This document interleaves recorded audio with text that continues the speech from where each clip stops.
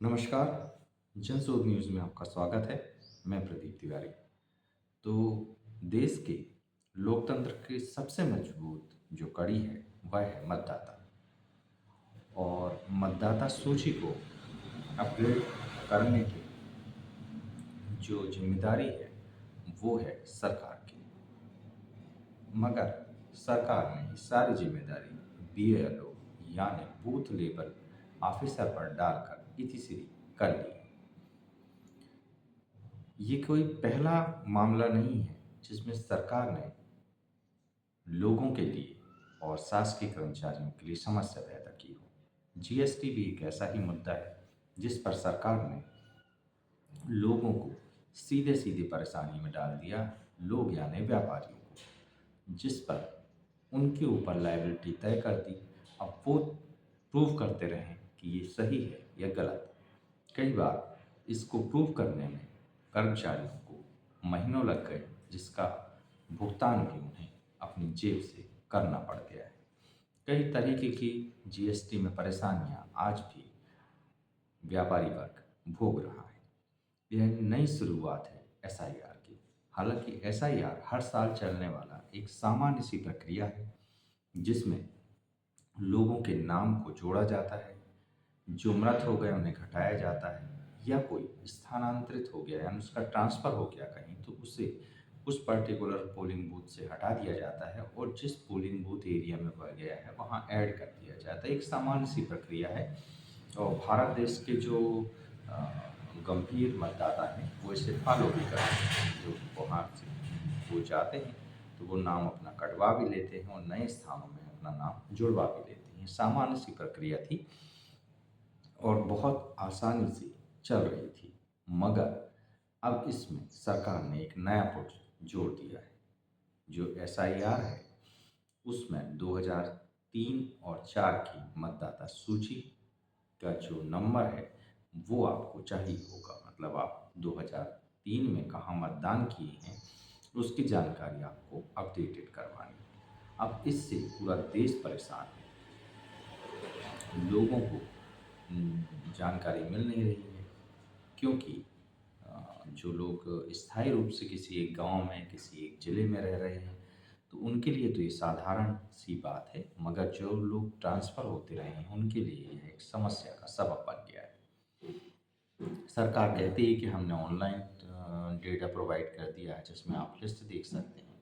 तो इसको आपको मैं समझाता चलूँ कि अगर आपको एक अपनी लिस्ट देखनी है, जैसे कि एक उदाहरण लें कि भोपाल की एक लिस्ट देखनी है, तो भोपाल में पर्टिकुलर एरिया का आपको कोई नाम नहीं दिया जाएगा। जैसे सड़सठ भोपाल। अब आप समझ लीजिए कि सड़सठ भोपाल क्या है। अगर आपको बूथ नंबर मालूम है तो शायद उसमें कहीं न कहीं आपको वो लिस्ट मिल सकती है। परंतु अगर इस दौरान आपको ये नहीं मालूम, आप 2-3 जगह उस समय ट्रांसफ़र किए गए हैं, अगर अच्छे कर्मचारी रहे हों, चाहे सरकारी चाहे प्राइवेट, तो आपके लिए परेशानी का सबब बन गया है। और लोग बाग इसमें बहुत परेशान हो रहे हैं, मगर सरकार को इससे कोई लेना देना नहीं है। वह जो बूथ लेवल अधिकारी हैं उन पर प्रेशर बना रही है अपने जो आला अफसर हैं उनके माध्यम से, कलेक्टर और एसडीएम के माध्यम से, कि वो इसे करें। बूथ लेवल के जो ऑफिसर हैं बहुत परेशान हैं, प्रताड़ित हैं। रात की 10-10, 11-11 और 12-12 बजे तक काम कर रहे हैं। कुछ लोग इस वर्कलोड की वजह से आत्महत्या तक भी कर चुके हैं, जो कि एक नेशनल न्यूज़ बनना था, मगर बना नहीं, क्योंकि मीडिया को इससे कोई लेना देना नहीं है ज़्यादातर। मगर जनशोध इस मुद्दे को गंभीरता से उठा रहा है। आप भी सोचिए कि आखिर उन बीएलओ का और लोगों का इसमें क्या गलती थी कि उसकी भोगमानी उन्हें भोगना पड़ रहा है। क्यों वक्त रहते डाटा ऑनलाइन नहीं कराया गया? क्यों उनको स्पेसिफिक नंबर लोगों को नहीं दिया गया जिससे वो सर्च कर सकें? एक आप साइट बनवा सकते थे, सरकार चाहती तो, और उसमें बाकायदा सभी जो देश के मतदाता हैं उनका एक यूनिक आईडी नंबर दिया जा सकता था और वो उससे सर्च कर लेते किसी भी साल का सर्च होता, जैसा कि आप आईटीआर कर लें। आईटीआर में क्यों आपने साल दर साल की जानकारी रख छोड़ी है? क्योंकि आप वहाँ से कुछ ना कुछ आय सरकार को अर्जित हो रही है। तो इस सेक्टर में आप क्यों नहीं कर सकते? ऐसा कोई साइट क्यों नहीं बना सकते? क्योंकि सरकार ये करना नहीं चाहती। इसमें उसको अपने पैसों को लगाना पड़ेगा, फंड्स जुटाने पड़ेंगे, फंड्स लगाने पड़ेंगे, कर्मचारी लगाने पड़ेंगे। इन सारी समस्याओं से सरकार ने पल्ला झाड़ लिया है और सारी की सारी ज़िम्मेदारी जनता और जो छोटे अधिकारी हैं, बीएलओ, जो कि कहीं शिक्षक हैं, कहीं कोई और अन्य कार्यकर्ता है, उन पर डाल दी है और उन पर प्रेशर बनाया जा रहा है कि इसे किसी भी रूप में दिया जाए। ये जो प्रक्रिया है, ये बहुत साधारण सी प्रक्रिया थी, मगर इसे जटिल कर दिया गया है 2002 और 3 की स्पेसिफिक जानकारी इसमें मांग कर। गलती सरकार के एंड से हुई है। अगर आप ये मानते थे, जैसा कि आप बांग्लादेशी को खोज रहे हैं, जैसा कि आप म्यांमार के लोगों को सोच रहे हैं या और अन्य अन्य देशों के लोगों को सोच रहे हैं, तो फिर आपने उस समय आइडेंटिफाई क्यों नहीं किया? आपकी गलती आपने लोगों के ऊपर डाल दी कि भाई वो अपनी प्रूफ दें कि उस समय वो अ, यहाँ के स्थायी निवासी थे। अब इसमें रिफ्यूजी जो होंगे, सरकार का वो तर्क बिल्कुल सही हो सकता है कि बाहर के देश लोग जो यहाँ रह रहे हैं, वो इकोनॉमी में भी विपरीत असर डाल रहे हैं और कहीं न कहीं वो देश के लिए घातक भी हो सकता है किसी गृह युद्ध के दौरान। मान लिया, समझ लिया, उससे सहमत भी हो गए। मगर जो लोग ऑलरेडी यहाँ पर निवासी हैं, उनको भी यह प्रूव कर जाना पड़ रहा है और कम से कम देश के 80 से 90% लोगों को अपना यह प्रूव कर देना पड़ रहा है। पूरा देश परेशान हो रहा है, जिसकी सरकार को कहीं कोई चिंता नहीं। मोदी सरकार के अक्सर निर्णय इसी तरीके के होते हैं, जिसमें सरकार जनता की परेशानी के विषय में बिल्कुल नहीं सोचती, चाहे वह आपके नोटबंदी का हो, चाहे वो जीएसटी का हो और इसी तरीके के अन्य मुद्दे हों। तो इस पर सरकार को अब गंभीरता से सोचना चाहिए। समाज के लोगों को, जनता को इसमें जागृत होके आवाज़ उठानी चाहिए कि आखिर आप कब तक ऐसी तानाशाही सहते रहेंगे। जो तकनीकी समस्या आ रही हैं, उस पर हम बात करते हैं। तो जो पोर्टल है, वो कई बार लॉगिन ही नहीं होता, कई बार ओटीपी नहीं आ रहा है और दस्तावेज अपलोड नहीं हो पा रहे और ट्रैकिंग की जो है बहुत ही अम, जो मतलब क्या बोलेंगे उसको, टेक्निकली जो सॉफ्टवेयर है बहुत बेहतर स्थिति में नहीं है। फॉर्म रिजेक्ट होने का कोई कारण नहीं बताया जा रहा है, रीज़न इनकम्प्लीट, या फिर उसमें एक अन्य कारण बताकर उसे रिजेक्ट कर दिया जा रहा है। बीएलओ घर घर विजिट कर रहे हैं, फॉर्म लेते हैं और उसे भरकर वो जमा कर रहे हैं, मगर फिर भी स्टेटस पेंडिंग या हियरिंग रिक्वायर्ड ही बता रहा है। बूथ लेवल पर जानकारी की कमी है, उन्हें कौन सा फॉर्म भरना है, किन दस्तावेज़ों की ज़रूरत होगी, अंतिम तिथि कब तक है, इसकी कहीं कोई क्लैरिटी पूरे देश भर में नहीं है। इतना बड़ा काम सरकार कर रही है, मगर इसकी क्लैरिटी अभी भी पूरे देश में लोगों तक नहीं पहुंच पा रही है। सारा का सारा जो प्रेशर है बीएलओ पर तोड़ा जा रहा है, जबकि बीएलओ को 800 से 1200 घरों तक की जिम्मेदारी दी गई है। आप सोच सकते हैं कितना बड़ा वर्क प्रेशर उनके ऊपर है। इसके अलावा भी स्कूल के शिक्षक हैं, आंगनवाड़ी कार्यकर्ता या अन्य विभागीय कर्मचारी होने के बावजूद वो कार्य करते हुए भी ये कर रहे हैं। उनके पास ना तो कोई स्पेशल वाहन इसके लिए दिया गया है, ना ही डिजिटल साधन दिया गया है, ना ही कोई क्लर्क वगैरह सहयोगी के रूप में दिया गया है।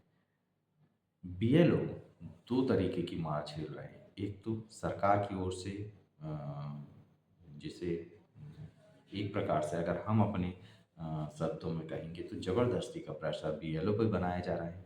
वहीं दूसरी ओर वो जनता का प्रेशर भी झेल रहे हैं, क्योंकि वो सारी चीज़ें फॉर्मेलिटी भर के लोगों से ले रहे हैं, तो वो उसके जनता के कोख का विभाजन बन रहे हैं और बार-बार जानकारी माँगने की वजह से वो इसमें लोगों के गुस्से का शिकार हो रहे हैं। इसके अलावा बार-बार उन्हें फील्ड विज़िट करना पड़ रहा है, बार-बार नागरिकों के घर जाना पड़ रहा है क्योंकि नागरिकों को भी वो जानकारी खोजे नहीं मिल रही। वहीं दूसरी ओर चुनाव आयोग की गाइडलाइन और ज़मीनी स्तर पर जो बातें हैं उसमें बहुत सा अंतर देखने में आ रहा है, जिसकी वजह से भी बीएलओ को बहुत परेशानी झेलने का अ, सामना करना पड़ रहा है। वहीं सर्वर डाउन, एप्लीकेशन का अटकना और डाटा लिंक खत्म हो जाना, ऐसी कई समस्याएं हैं जिसको ये पूरा एक प्रोग्राम, एक अभियान जो आप बोल रहे हैं उसको, वो लोगों की परेशानी का सबब बना गया है। ये समस्या नीचे जब जाते हैं, छोटे शहर और मझोले शहर और गाँव में, वहाँ समस्या और अधिक हो जा रही है क्योंकि वहाँ नेटवर्क की समस्याएँ हैं और भी कई तरीके की समस्याएँ वहाँ पर दृष्टिगोचर हो रही हैं। अब इस सारी समस्या का जो अ, हमारा देश लोकतांत्रिक देश है उसमें बहुत बड़ा इम्पैक्ट पड़ने वाला है।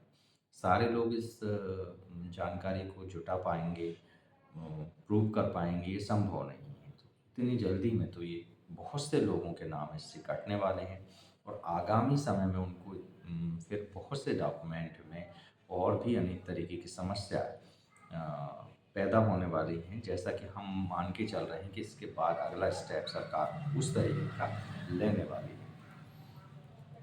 तो इस सब में जो जनशोध की एक मांग है कि भारत का लोकतंत्र तभी मजबूत बनेगा जब प्रत्येक नागरिक का नाम सही और समय पर वोटर पर दर्ज होगा। उसके लिए इसको आपको सिस्टमैटिक करना पड़ेगा, आपको अपनी ज़िम्मेदारी से, सरकार को अपनी ज़िम्मेदारी से नहीं भागना पड़ेगा, बल्कि इसे बाकायदा ऑनलाइन करना पड़ेगा और अपनी भी ज़िम्मेदारी तय करना पड़ेगा कि हम अपने लेवल पर क्या-क्या और सुविधाएँ देश के लोगों को दे सकते हैं, बनिस्बत कि उन्हीं पर सारी समस्या थोप दी जाए और एक अदने से बीएलओ यानी बूथ लेवल ऑफिसर के कंधे पर पूरी की पूरी अभियान की जो भार है वो रख दिया जाए। जनशोध की यह रिपोर्ट एसआईए प्रक्रिया की यह सच्चाई सामने लाती है और जिसे आमतौर पर राष्ट्रीय मीडिया नज़रअंदाज कर रहा है या जानबूझ के नज़रअंदाज उसे करने कहा जा रहा है सरकार की ओर से। नागरिकों की पीड़ा भी और बीएलओ की मजबूरी को भी हमने आपके सामने रखा है। हम इस स्थिति में सुधार की उम्मीद ही कर सकते हैं क्योंकि सही मतदाता सूची सही लोकतंत्र की नींव भी है, मगर उसमें कहीं न कहीं सरकार को गंभीरता से सोचने की आवश्यकता है लोगों को हो रही परेशानियों के विषय में और उसे और सहयोगात्मक रवैया अपनाना होगा, ना कि तानाशाही रवैया अपनाना। बेखौफ पत्रकारिता और बुलंद आवाज़ को चुनना चाहते हैं तो लाइक और सब्सक्राइब करना ना भूलिएगा। देखते रहिए जनशोध। अगर आप इस सेगमेंट के विषय में कुछ कहना चाहते हैं और आप और भी किसी अन्य मुद्दे पर कोई एपिसोड चाहते हैं तो आप हमें लिख सकते हैं, आप हमें कमेंट कर सकते हैं। आप बताइए हमें, हम उस पर भी एपिसोड बनाएंगे। देखते रहिए जनशोध। नमस्कार।